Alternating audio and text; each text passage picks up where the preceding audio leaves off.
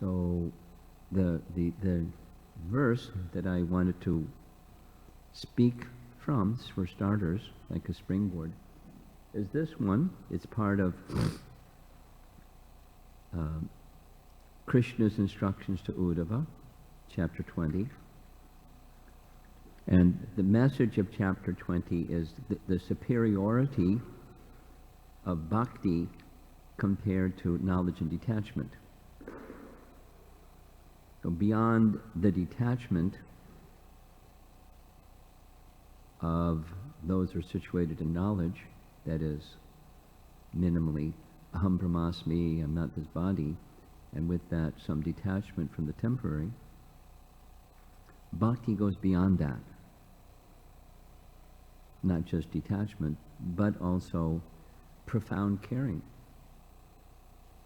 Like our founder Acharya, we'll hear a little bit how he exhibited detached caring in different ways, sometimes puzzling.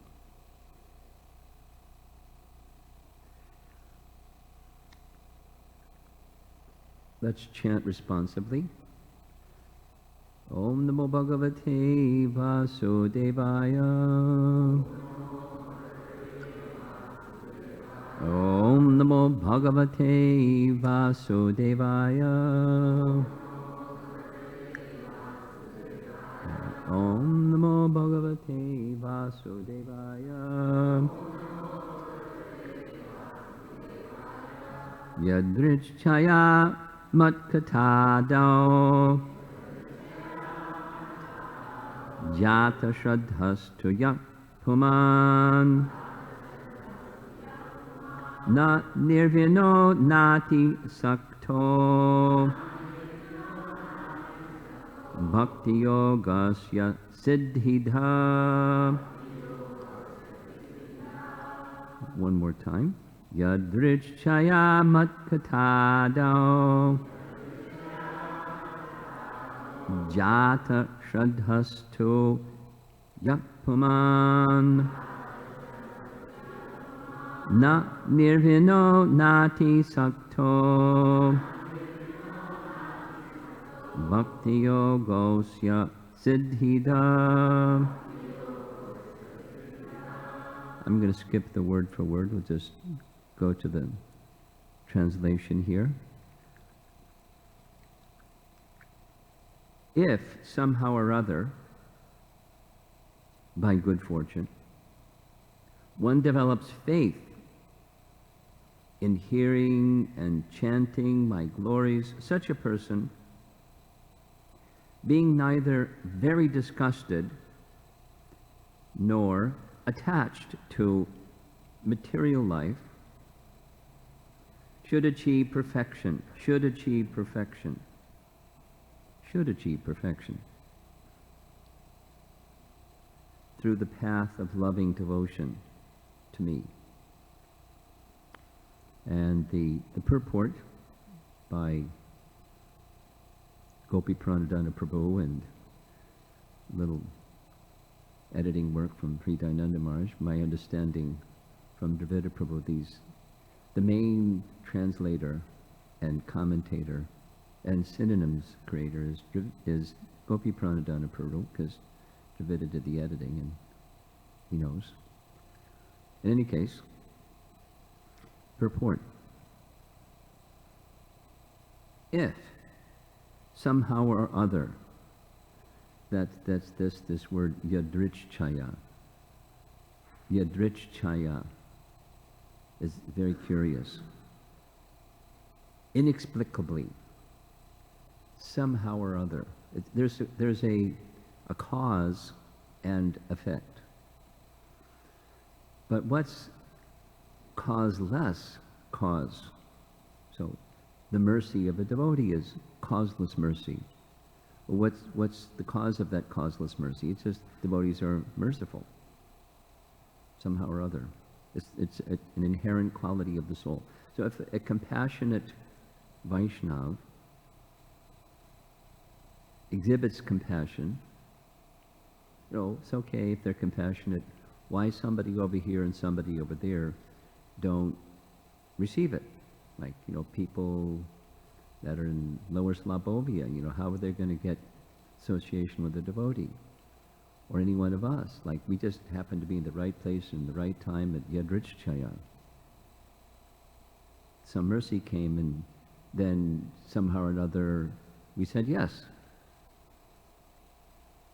We might have waited a while before we said yes. Let me think about it. But it's somehow or other. It's an interesting, it's an important word. Besides, it's interesting. Yadrichchaya, causeless mercy. Yadrichchaya. If somehow or other one gets the association of pure devotees of the Lord,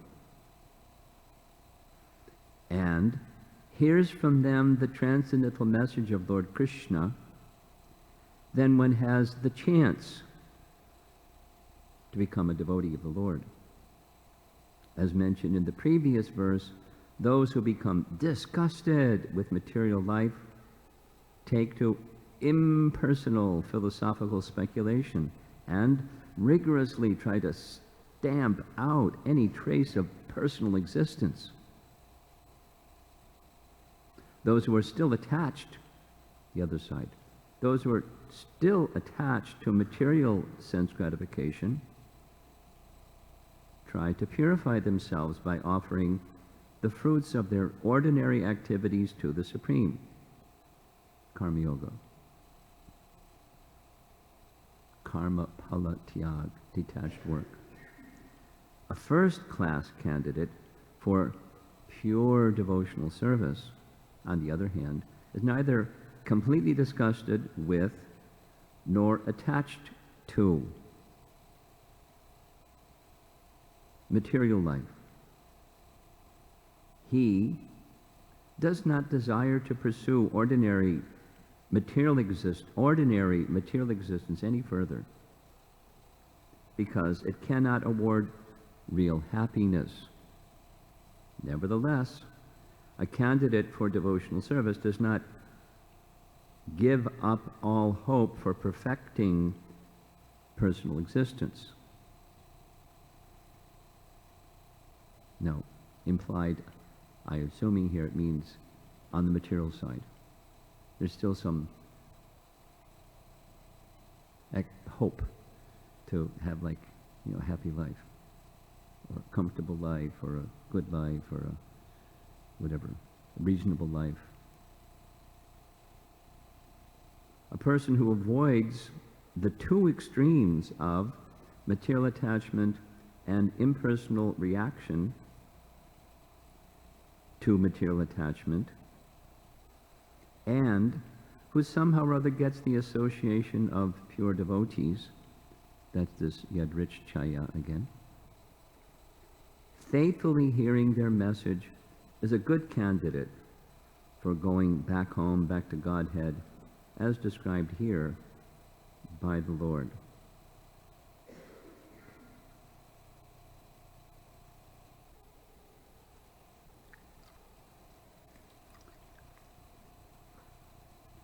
Important instruction.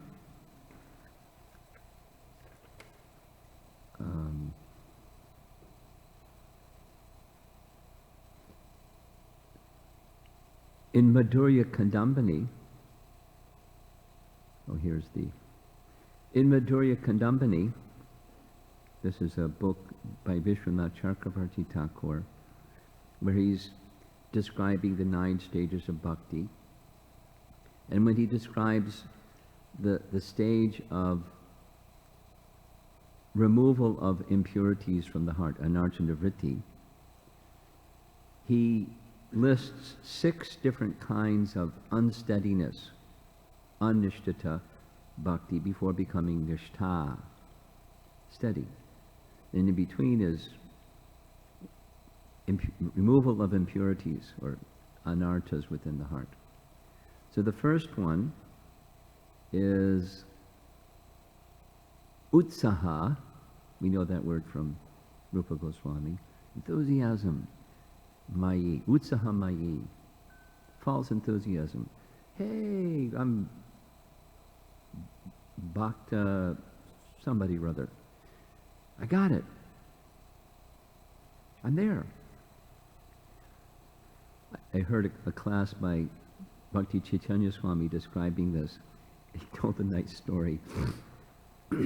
One time when George Harrison was visiting the Bhaktivedanta Manor, who he had donated to ISKCON, he donated to Prabhupada, meant he donated to ISKCON. He came to visit after the devotees had moved in, and he wanted to see how the devotees were utilizing this property. So he came in a big limousine and got out of the limousine, and one bhakta saw him coming. He had, little kirtan to receive him. And he prostrated himself, full obeisances, right in the puddle. And his dhoti got completely soaked and muddied, and George said, "You didn't have to do that."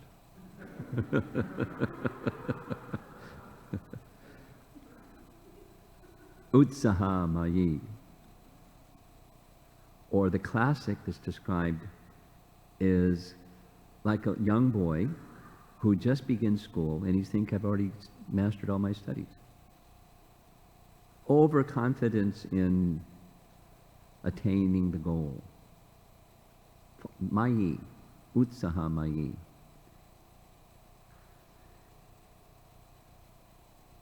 I'm giving that example because, or the reference from Madhurya Kadambini, because it's not surprising. It's reasonable, it's even predictable, that when somebody becomes absorbed or participates initially in spiritual life, there's a tendency to just reject. Because we've been too absorbed in the temporary, and so just reject it, like trash it. Don't speak to your parents, don't, just drop out and harumph to your material life. It's utsahamayi, it's a false. One doesn't have the adhikar, the qualification for that, nor is that even the eligibility for pure devotional service. You have to go beyond that false position. Then you can go to the other side.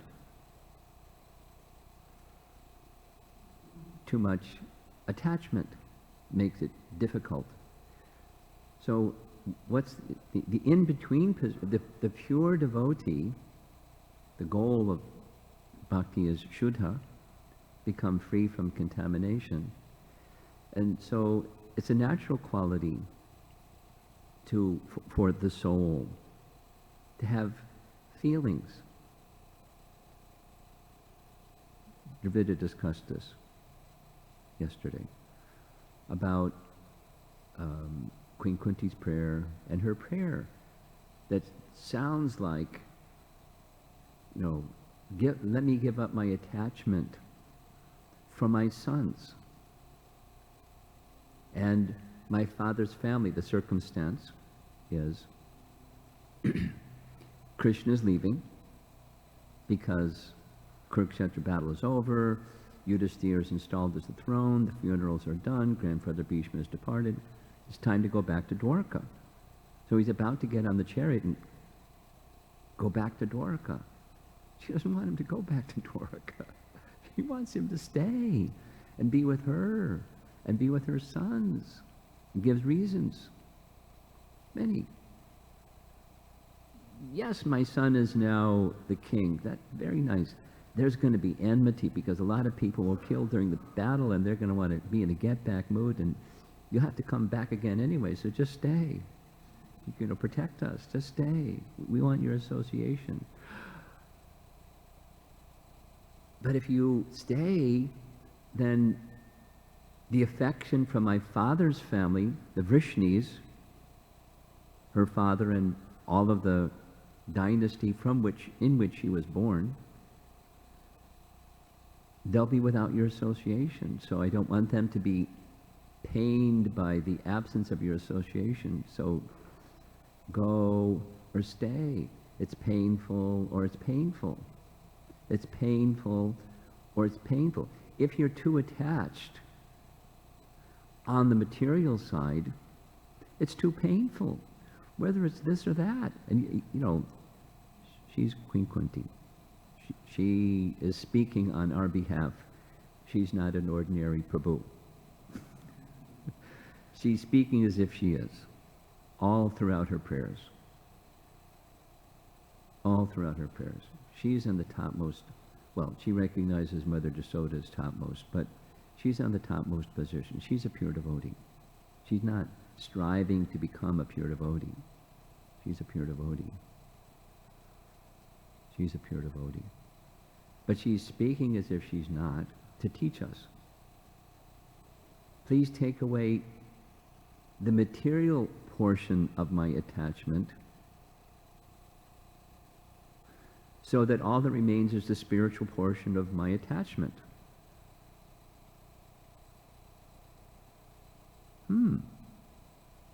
Interesting.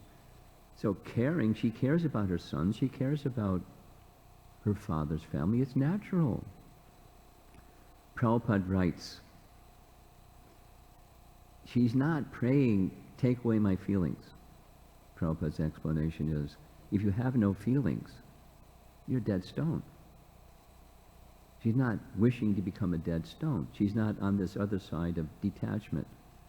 Chuck 'em, forget it. My sons and my father and the whole family and, you know, Haribol, I'm out of here. Not that. That's impersonal.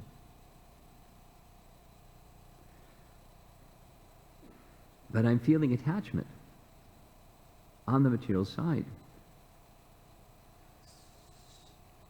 So she's praying for the detachment while still caring. Yes? Not easy. It's easy to say it, but it's not easy to do it. And it's not easy to do it because we're not there yet. You know, we have attachment. So, but this verse is teaching a candidate for that pure devotional service, achieving perfection, is where there's neither too much on this side and too much on that side. That's a candidate.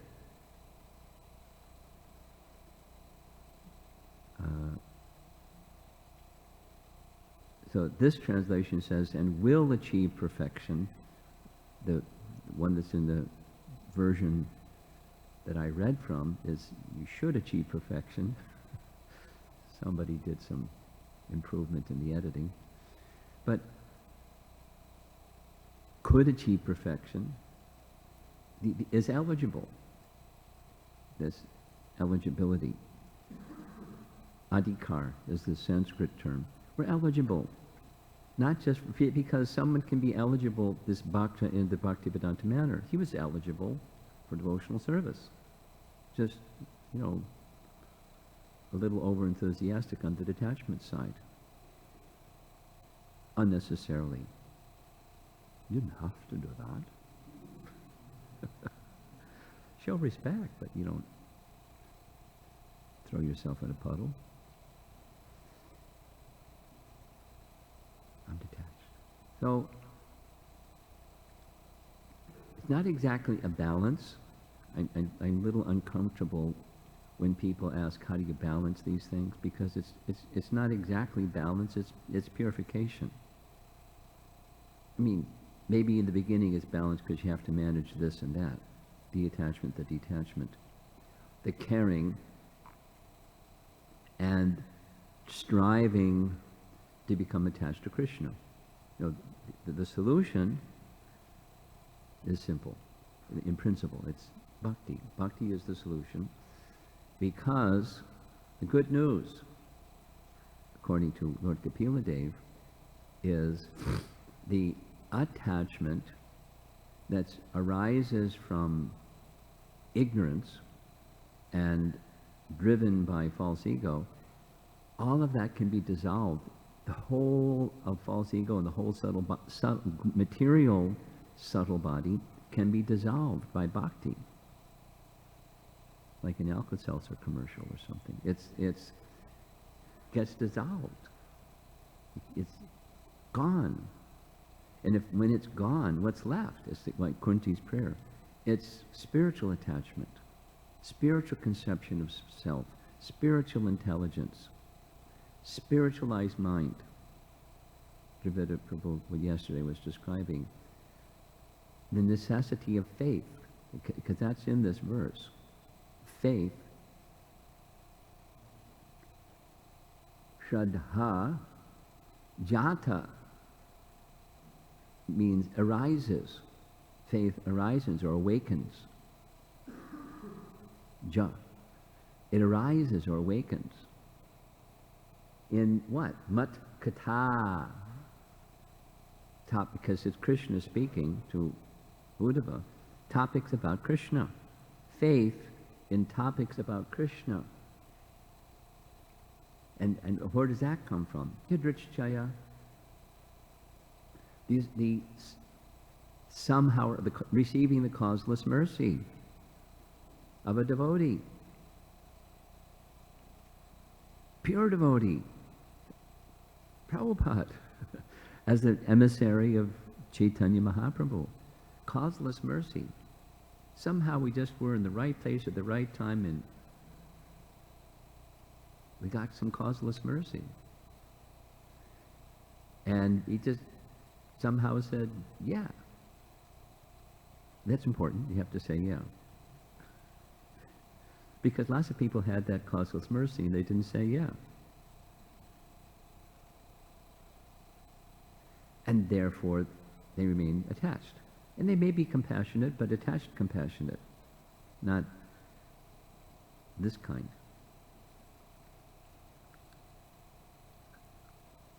Now,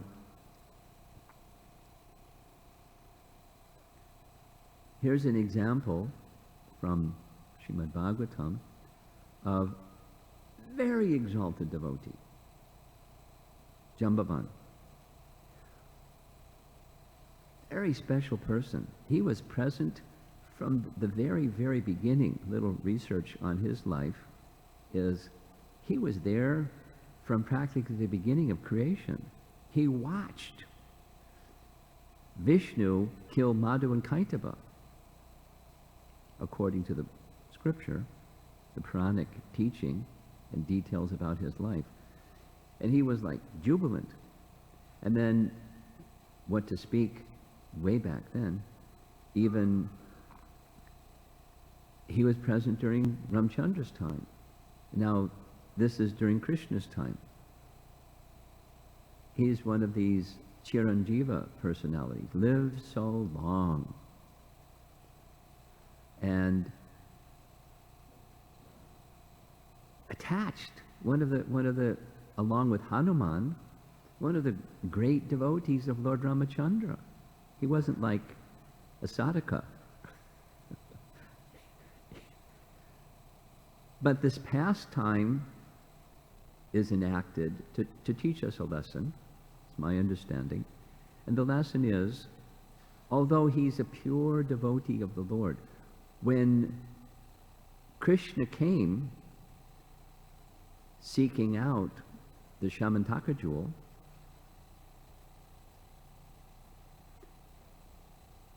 the nurse that was looking after Jambavan's child screamed. Ah! Jambavan heard the scream. Maybe louder than that. And he came because he was attached to his child. And he didn't even recognize Krishna. And he challenged Krishna to battle. Get out. I'll destroy you. Battle. Jambavan. Practically invincible in his strength. Where he gets the strength from? From Krishna. So Krishna's having this wonderful exchange from his side, from Krishna's side, a battle with his own devotee, a battle with his own, that doesn't look nice, but it was, chivalry, a secondary rasa. Jambavan got to serve Krishna that way. And it went on, if my memory is right, 30 days. And nights non-stop, with their club, with trunks of trees. I don't know how trunks of trees got in a cave, but trunks of trees, big boulders, then fists. 30 days. Jalavan got pooped out. But he never knew the limit of his strength, and now he's finding the limit of his strength. And then a little light went on. Whoa. This is not an ordinary person. I mean, of course he's not an ordinary person. He was effulgent.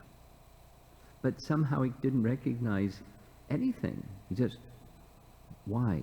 Attached.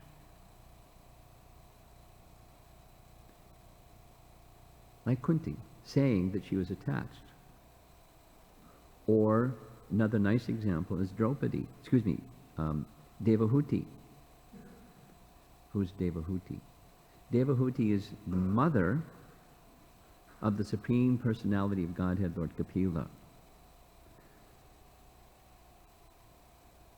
8 chapters of the Bhagavatam are responsive to her question that's right on this topic. My husband left, Kardamoni. We've been together for tens of thousands of years. Not just, I've been married for some number of years. Tens of thousands of years. And he's perfected soul. He's a pure devotee. He's a mystic. You can't get higher than Kardamoni. And he's gone. I'm feeling attachment. And I know the philosophy. Jimmy didn't say it like that.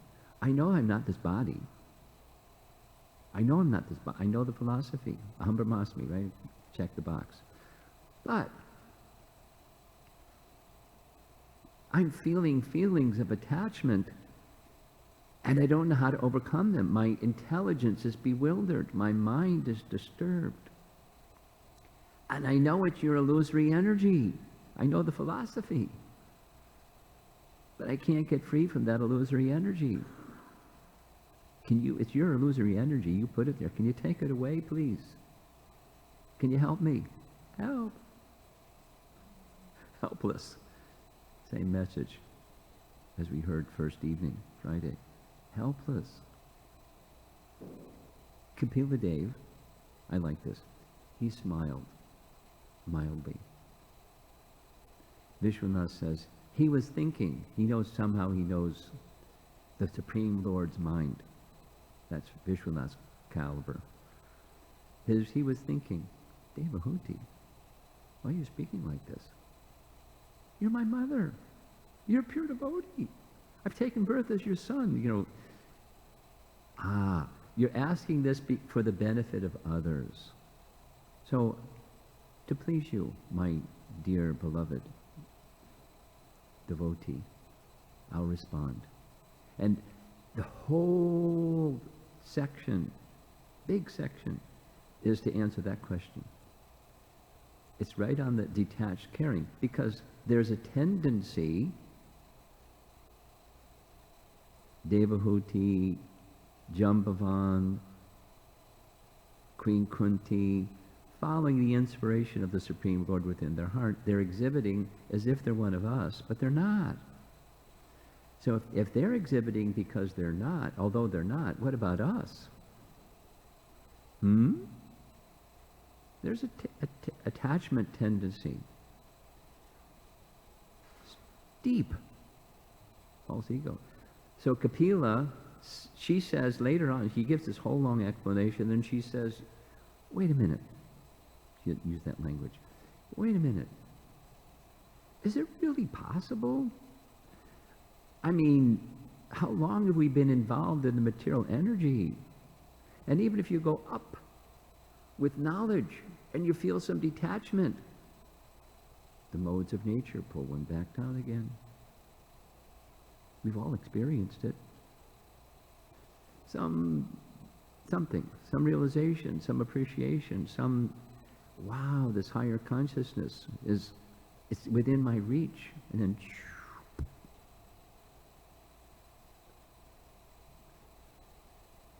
Look in any direction, you find the material energy. We've been involved in this so long. I know the philosophy, but is it really possible to go beyond attachment? Because you said yes, and he says yes, by bhakti. Because bhakti can dissolve the false ego and the subtle body. What's that like? That's detached caring on the topic. And one last point. I'm expecting, looking to see if Shubra is here. Is she here? No. Huh? Is she around? She's on her way. Probably. Okay. I wanted her to say something. If she comes in late and I don't notice, somebody alert me. We touched on the topic yesterday, but on the good intention, but still in the illusory position, is a phrase that she has coined, is the rescuer mentality. Compassion with attachment. Attachment to doership. Attachment to I'm going to care and I'm going to do it consciousness. It's good, kind of. But it's limited. Because when you're thinking in false ego, your intelligence, the intelligence is bewildered. You can't make the right decisions about how to be Krishna's instrument in whatever the situation is that you have some caring, whether it's a family member, a friend, or the world, or there was somebody that went on and on yesterday after the feast about, the terrible condition of the world today, and this and that, suffering, and what to do, and why, and really stuck. Doership. Rescuer mentality. I was really stuck. And so it happens. We can also get stuck. And if we're not introspective, we'll stay stuck. Although the intention may be good. Attached caring. Don't go the other side. Don't go, this extreme, that extreme. And come to the position of pure devotion. From Bhagavad Gita, chapter 2, text 44.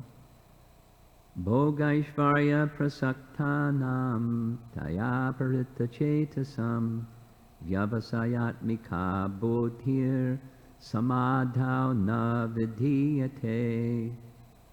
Important verse. Bhoga and Aishvarya. Prasaktanam. One who is attached to those things. In the minds of those who are too attached to sense enjoyment and material opulence, and who are bewildered by such things, taya parita chetasam, the resolute determination for devotional service, this vyavasayatmika buddhi, to the Supreme Lord does not take place. So that's an impediment. Too much. There has to be some attachment, or you're dead. There has to be some affection, or you're dead. But we're not dead, we're souls. So try to extinguish, make it zero. It's not sustainable, it's not real. There's no such thing. We're alive. So one other reference, and then I'll end, is a foundational verse in Prahlad's teachings. I spent a whole bunch of time covering a whole seminar on Prahlad's teachings, and the first teaching of his teachings to his father, to his teachers, to the students, and there's a long section of teachings. The foundational one, my words, is to his father. The very first time, he's a little boy, just going to school of Shanda and Amarika, affectionate, for a little while, affectionate demon, asks his son, what's the best thing that you've learned?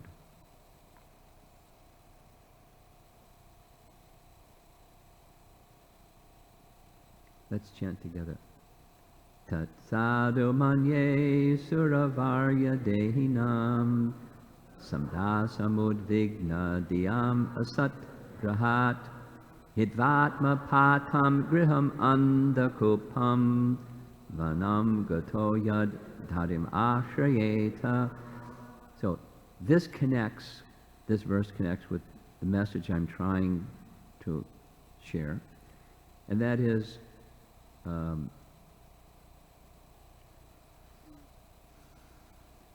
two parts, basically, I and mine. Dehinam, there's Prabhupada's words. I'm not a Sanskrit scholar. There's Dehi and there's Deha. There's the body and there's the one who has one, a Dehi, the possessor of a body. So those Dehinam, plural, those that have bodies, no problem, have a body. Like get a paring knife and cut it off. It's not the problem. Having a body is not itself the problem, but attachment, undue attachment to the body. That's the problem. So that's asat grahat. Asat is temporary, and grahat, the root of it is griha, means home, but it means, it's explained, it's all the things connected with mine. My home, my spouse, my children, my paraphernalia, my bank balance, my debts, my taxes, my bills, mine. Why is it mine? Because it comes from me. And who am I? Body. And too much attached. So those who are too much attached to I and mine, samudvigna, diyam, di means intelligence. And such a person, their intelligence is samudvigna. Prabhupada is translated as filled with anxiety. So it's the opposite of Vaikuntha. It's kunta, or samudvigna. And when the intelligence, exactly what Devahuti said, I know philosophy, but I'm headed in this attachment direction. Intelligence is meant to guide the mind, and mind is meant to guide the senses, and the path of bhakti is open when the intelligence is purified, the mind becomes purified, the senses become purified, and the intention of the soul to please Krishna is fulfilled. But we'll lose that.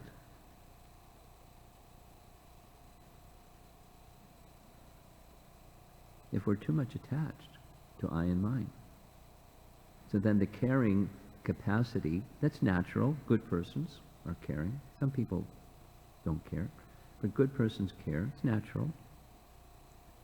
Some touch of mode of goodness. There's some caring. It's good. Too much attachment to I and mine is not good. And then he uses a metaphor. Such a person is like one who has fallen into this andha kupam. Prabhupada has called it a dark well. And in a place where there's no water and only misery. And such a person should leave. Become detached. Because he can't tell Dad, you got to become Vishnu Bhakta. I mean, he does that later. Dharim ashrayeta. Become detached from the temporary and take shelter of your enemy. I mean, take shelter of Hari, who he has already taken this vow, he's my enemy. Whew, Hiranyakashipu didn't want to hear that one. But the rest of his teachings, having spent a lot of time with this, the elements of the rest of his teachings are found embedded in this one. And then it's just like taking cotton fibers from a cotton ball, and it just holds this one, holds that one, puts them together, makes a giwik. The illumination that comes from transcendental knowledge. So the path of Shuddha Bhakti is meant for us. Summary. Eligibility for that path is not too much on this side, not too much on that side. There's a tendency to be too much on this side or too much on that side. So we have to be wary of that tendency.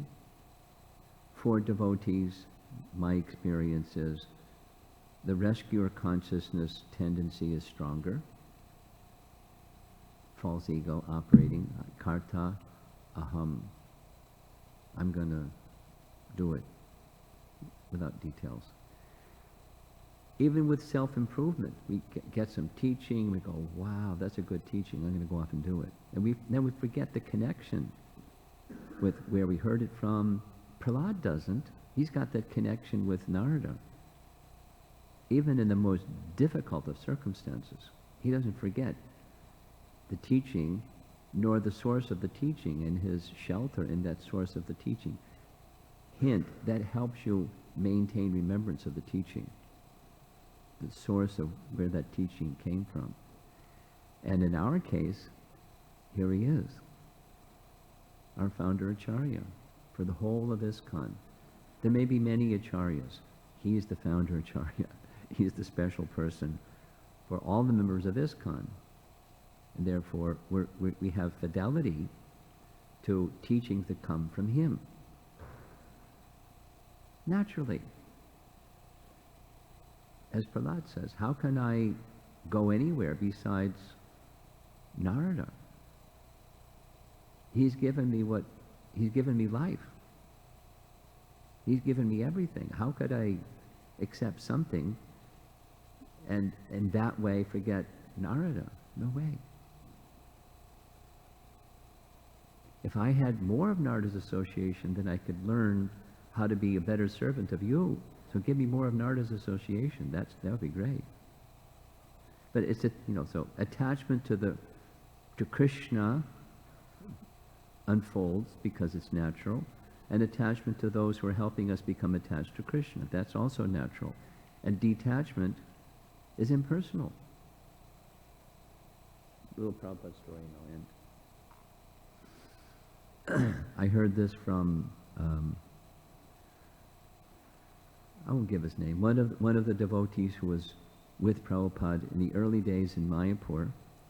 And in the early days in Mayapur, those of you who have been to Mayapur know, across the street on our side and across the street, there's shops everywhere. It's like a bazaar. It's bizarre and a bazaar. But there was a time when there wasn't anything. In fact, you could walk out the front gate and the Ganges was only a little distance away, but to get to the Ganges, there was the Bhaktisiddhanta Road and then this little cliff, kind of like a drop-off little section.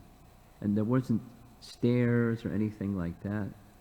So Prabhupada wanted to take bath in the Ganges, so a group of devotees went, and one of the devotees got below Prabhupada and held up his arm so that Prabhupada could make his way down that embankment to get to the level land and go take bath in the Ganga.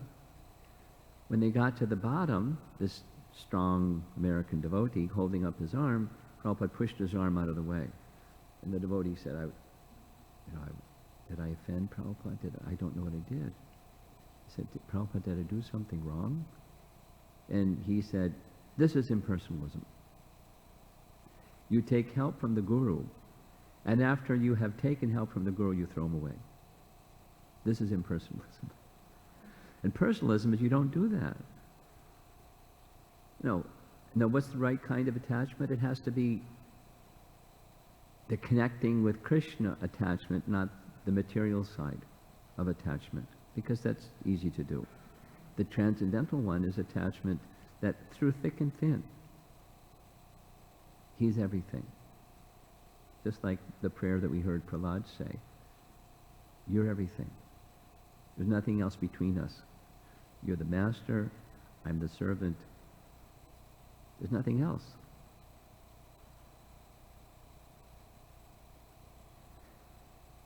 That helps one get to this detached, caring position. Then Krishna can give vyavasayatmika buddhi. He can give the intelligence how to reach Krishna and how to please Krishna without the coloration of a mind that has a mix of material attachment. That's the picture. It's not easy to get there, but the path to get there is open. The invitation is being presented by Krishna to Uddhava. I'm expecting some discussion on this. The delicate topic. Dravida wants to add something here.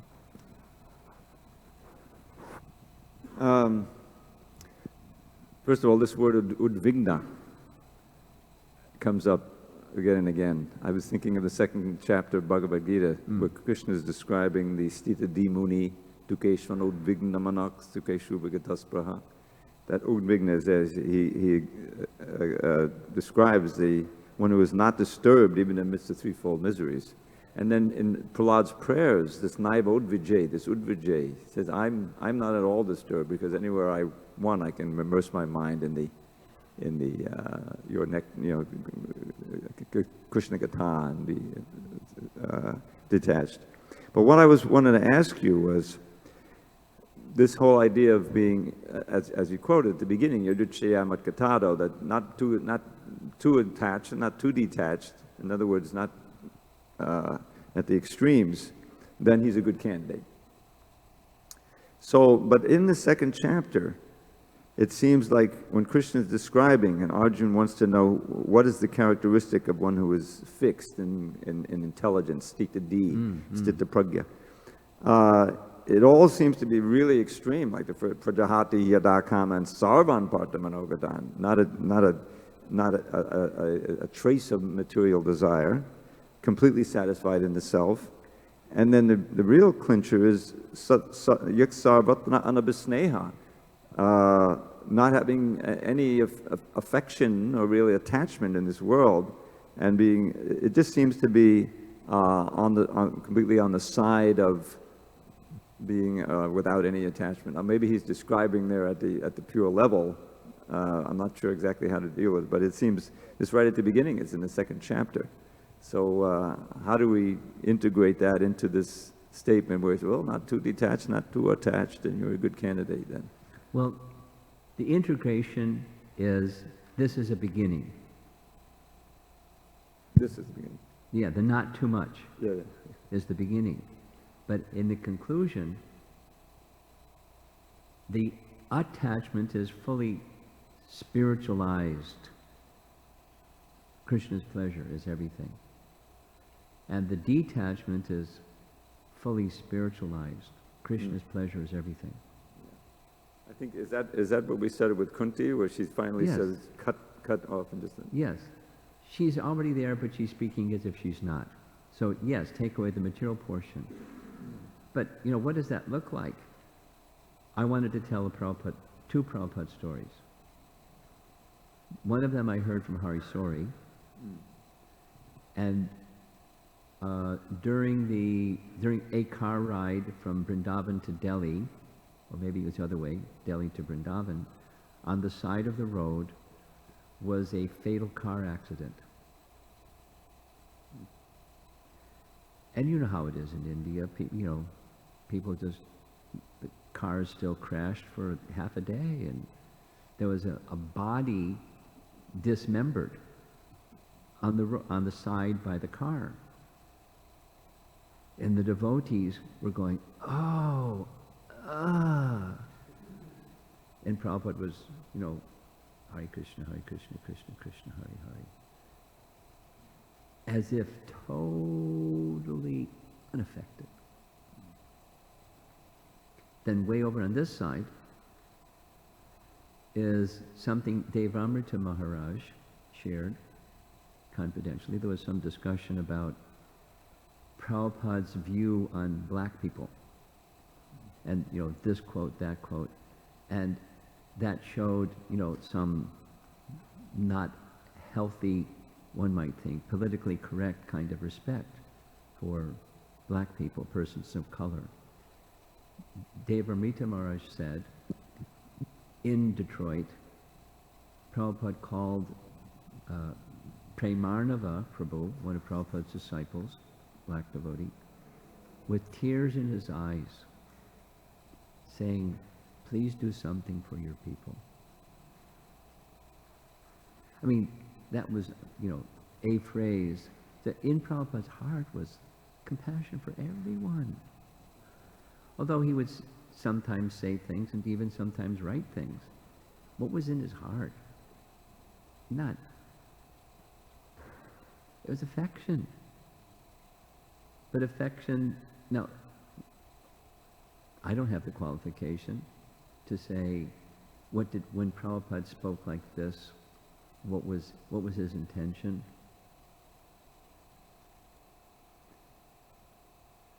Like a similar one, Prabhupada saying to Bhakti Tirtha Swami, racial discrimination in this organization is not good. But it should not disturb you, otherwise you know better than them. You're on the bodily platform. So don't be on. If you want to make a difference, get off the bodily platform and be the acharya, the example of someone who's not on the bodily platform. Now you can be aware that that's there, just like Prabhupada was aware that the dismembered body lying on the side of the road. And how unfortunate. I mean, I can't even imagine what that looked like and what an ordinary person, compassionate person would feel. Now why he exhibited that, I can't say. Not that he didn't care. He cared. But cared with attachment to that degree. But maybe it was instructive. I can't say his intention. But I have faith that he's fully connected with Super Soul and did things that he did that were instructive for his disciples again and again and again and again and again and again and again. He was never moved by the modes of nature. It was always instructive in some way or another. Every situation. Every situation. Sometimes like fire, sometimes very gentle. Not out of attachment, to help those who he was leading go to Krishna.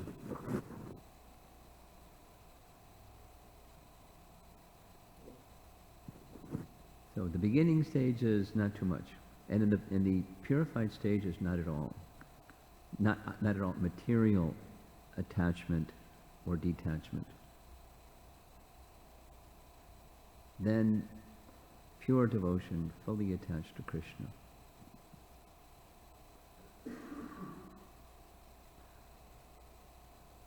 Thinking of another example I really like in relation to your question. Sudama Brahman, the commentary says he was so poor that the bones in his body and the ribs on his chest or stomach were protruding, and his wife felt terrible.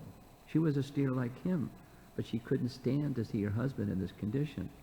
So Vishwanath Chakravarti Thakur says, wait a minute. Some people ask, if he's Krishna's devotee, why did he leave him in such a destitute condition? And the answer he provides is, there are two kinds of detachment. One of them is you're indifferent, and another was his. He really just didn't want, because he felt, I will be tempted if I receive, and so better to not have, and that was his heart. That was his mood. Krishna reciprocated with his mood. He didn't interfere with his mood.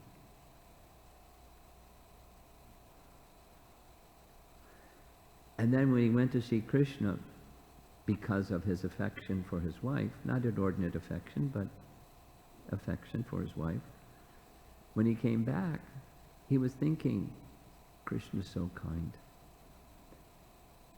He didn't even ask me why I came, because he knew why I came, and I'm a Brahmin, I'll have to say why I came, and then when I say, he'll give me, and then I'll become attached, and I think, oh, I'm special in Krishna's relationship, and so he didn't even ask. Krishna is so kind. Krishna is so kind, all the way back. It's a long walk from Dwarka to where he lived, Prabandar. Krishna is so kind. When he came to his house, the house wasn't there, it was a palace. And then when he realized what happened, Krishna is so kind. But it's said that he continued to live sleeping on the floor, not living, because that was his spirit. He's just in a relationship with Krishna, without too much and too little, just that. But Krishna didn't interfere. So different acharyas, different pure devotees are going to conduct their lives in different ways. That's fine. It would be pretty boring if it wasn't like that. There's diversity. It's fine. Pure devotion is the key. So not too much is the beginning, and not at all is later. And then there's this reciprocation on the spiritual platform between Krishna and his pure devotee.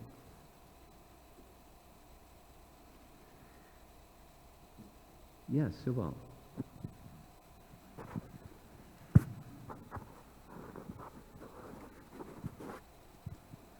Guru Maharaj, when in studying Bhagavad Gita and Bhagavatam, you get a lot of the message that balance is, a aspect of Krishna consciousness. Is a symptom of Krishna consciousness to be able to hit that balance between different things, vidya and avidya, detachment and attachment, so all these things, to be able to function with balance. Now, I was struck by what you presented, that's what gives one the what is the word that you use, the qualification to receive bhakti, or is yes. The eligibility, yes, the eligibility to receive bhakti. Adhikar. Now, would that be, because I always think of that balance as something extremely elevated, because it's so difficult to actually hit that balance. In fact, when we read Vidya and Avidya, that mantra 11 in Sri Upanishad, you qualify for immortality if you reach that balance. So is that balance that you refer here have to do with that nasochatina kanchatina bhaktin labate param, that Brahmabhuta stage, and then that's when you qualify, or you're ready for then now devotional service, bhakti begins? So is that, am I on the, something there? My mind was distracted by your repetition of the use of the word balance. Because I said earlier, now I'll have to repeat it, I'm not so comfortable, that's a nice, modern phrase, not so comfortable with this notion of balance. That's like one foot in one boat, another foot in another boat, and trying to cross the river.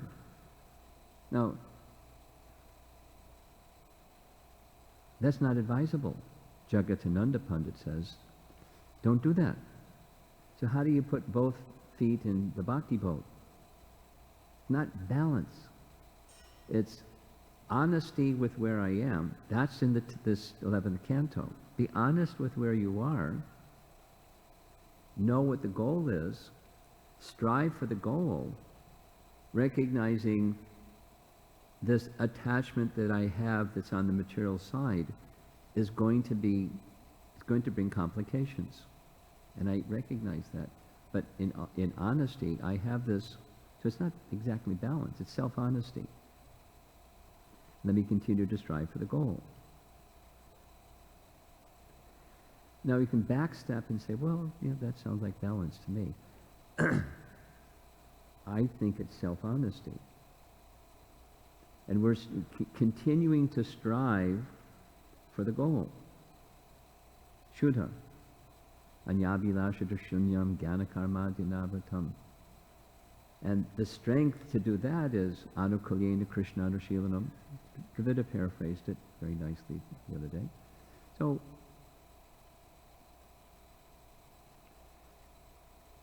the horse pulls the cart. The horse is striving for Shuddha Bhakti. And that pulls the cart. So now what's in the cart? Well, let's be self-honest, and this is my situation. And I'm going to strive to keep with the horse that pulls the cart. With faith that I'll get there. I'll get to the destination because it's a good horse, the bhakti horse. And I'm striving for that. Then you can go back and say, well, that's balance. Now, I say it's not exactly balance. It's faith in bhakti, and that'll take you to where you want to go. Now, yes, I have to manage my situation of life. But that na sochati, na kangsati is not balance. Na sochati, na kangsati. Now, there may be a preliminary stage. I'm not fully in the na sochati, na kangsati. That's what this verse is. Not too much, not too much.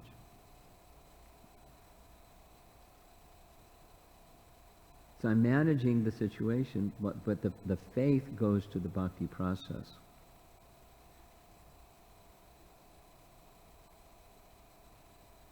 And I'm continuing to strive.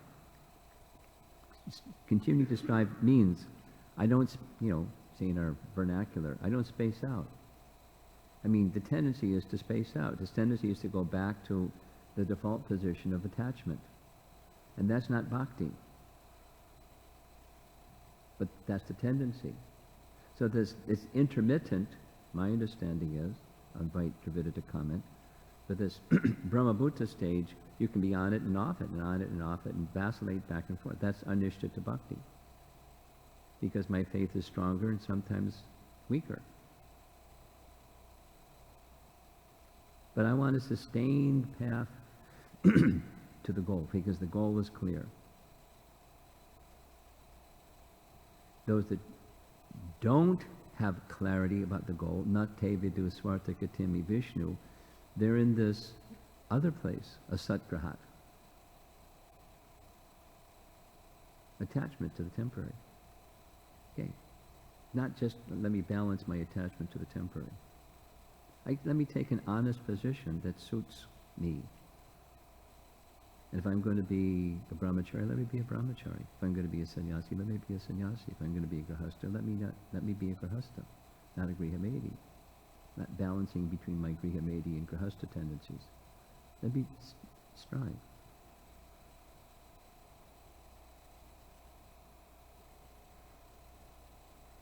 And then devotional service begins. That interesting phrase that comes every now and then. Because then devotional service begins means, my understanding is, Shuddha Bhakti becomes manifest. Because Bhakti is Shuddha. And the preliminary is preliminary. Now, very generously, Lord Chaitanya's teaching is, even in the sadhana stage of Bhakti, if the goal is Shuddha Bhakti, that counts as Bhakti.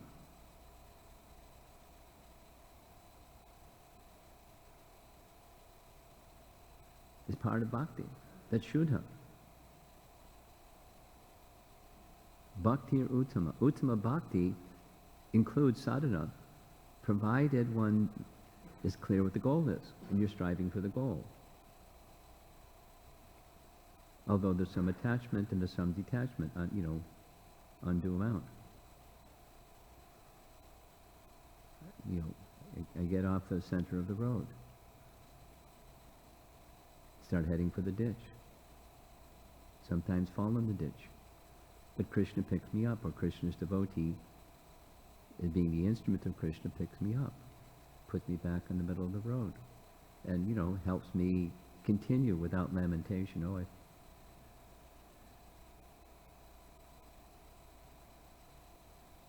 It's Krishna, through the agency of his sound vibrations and his devotees and stuff. So we follow that path. And then pure devotional service. We're eligible candidate through that association.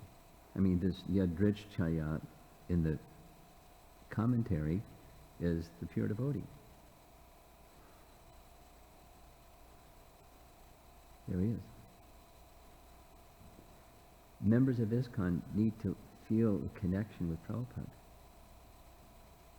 And we can feel the connection with Prabhupada if we read regularly and hear his teachings and appreciate the life that he led to teach us by example and his words. But become attached to him. That's the Yadrich Chaya. Then Matkata Dao, etc.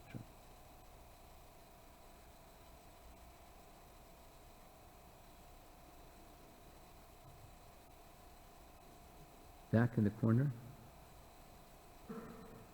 it's 10 minutes to the hour. Hare Krishna. In one of your responses, you were talking about Sudama's mood that I don't want this wealth because out of his humility, he was concerned that that would be a source of contamination. So I was thinking then, especially when we're far from that position of humility and still very much in the early stages of our process of bhakti yoga, is there a place for aversion as a means of protection? Sure. You put up fences because you want to protect the young creeper of bhakti. That's advisable. So then, in that sense, aversion is not, like, I guess I'm trying to reconcile that concept with, it's not aversion nor attachment, it's just in relation to Krishna. Yeah. Yeah. Oh. Let's say a bhakta leader, or let's say, you're a grahastha, and you and your wife have met some people, and they're new. So you're going to be a little protective of those new people. You want them to not bump into somebody who's, a nutcase, or, egoistic, bully type of person. You want to protect them. And that they would want to be protected, that's good. So it can be in Krishna service. One of the strategies for Western outreach these days that's kind of growing is cultivate people outside in an atmosphere that's they're comfortable with, because when they come to the temple and they put their Bhagavad Gita on the floor and somebody comes and whacks them and says, you don't do that, or something. So, you cultivate the seed of bhakti carefully. It has its place. So then, by the time in this Western outreach model, when they come to the temple, they already have their faith in bhakti, particularly because of the person that's been giving, nurturing bhakti for them, and help them through their the attachments and conceptions and stuff. They're okay. So somebody comes along and says, don't put your Bhagavad Gita on the floor. What's wrong with you? Follow the standards. Or whatever. Pay obeisances, Prabhu. Or whatever. Whatever. Or they just see, anyway, whatever it is. The bhakti creeper is sufficiently nourished. And if they have a bad experience or have some question they see, they don't know what the heck with that, or some bad behavior or something like that, they have a person to go to. Their faith is sufficient. So in the beginning, there's some appropriateness for that. The fence around the little seedling, because we don't want, animals to come and eat the little seedling. We put a fence around it. And then after the seedling becomes mature, take the fence away, no problem. So then it's not a matter of aversion, it's just a clear conception or receiving guidance of what's appropriate to facilitate that. Yes, from the position of one who's extending care to another. Now take it autobiographical. Is there some place for me? The same logic follows. In the beginning, it's natural. It's not pure, but it's natural. And the different personalities are going to exhibit that in different ways. But it's the purpose is to protection. I have this newfound attraction for bhakti, and there's all these other distractions out there. Without naming the categories and varieties of distractions. And I'm cautious about it, because if I fall into the trap of, here's an example. There's one devotee I know who was invited to come to a high school reunion at his school at the something or other year. So he went, and he fell down. And his old girlfriend was there, and they got together, and boo-hoo, he had a problem. So, should he have gone more carefully, or maybe he shouldn't have gone?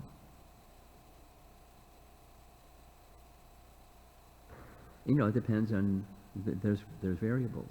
I've been invited to those things, and I don't even respond. Because I don't want to risk it.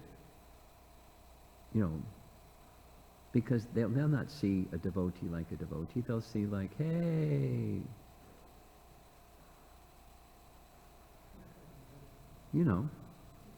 And so I don't want to risk it. Maybe I'd be just fine. Maybe somebody out there would become a devotee. I'm not going to risk it. I chose to not risk it for protecting my devotional creeper. Maybe not necessary. For me, I just made that decision to protect the bhakti creeper.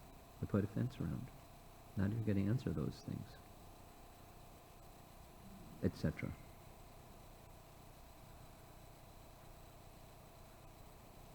Last question up front, and we're going to close up. Hare Krishna Maharaj. My question is about caring that you discussed. Sometimes we are in situations where we may not be able to act, but prayer is one of the means of caring. So in those kind of Thank you. I meant to speak about this. Go ahead. In those kind of situations, the person sometimes label us as being insensitive or hard-hearted because they expect us to act, but we are not in a position to act. So I'm familiar with the territory. So can you please... Our life is to please Krishna. And we want to please Krishna, and it may be necessary to do this, or to do that, or not do this, or not do that, not according to another person's expectation, but for pleasing Krishna. Now, if someone is displeased, and then they think you are bad, or your religion is bad because you're not doing this, and I'm expecting you to do this. A good person would do this. So what kind of organization are you with anyways? That's the judgmental. Then you have to make a decision. I know somebody that's in exactly that situation, and it's really painful because the expectation of the other person is against their own conscience. They can't do that. And then the other person is going to reject them and reject Krishna and ISKCON and everything. Yeah, they have to act according to their conscience. Some relative, blah, blah, blah. It's not easy, but pleasing Krishna is the goal. That's the gold standard. And if we're attached, do we want the doership, then I have to do what the person wants, because otherwise they're going to think badly about me or badly about Krishna or badly about the organization. You have to go beyond that and look beyond that. What would Krishna want me to do? You may not have the answer, but ask the question. And that's the path you should follow. And then you know, persons that are guiding you in your Krishna consciousness. Be wise in selecting people that are guiding you in Krishna consciousness. They should be people that are qualified and not attached, but caring that Krishna should be pleased. And have wisdom. That's a special person. And you know, try to become such a person yourself. That's a challenge. Srila Prabhupada ki jai. There's a mic.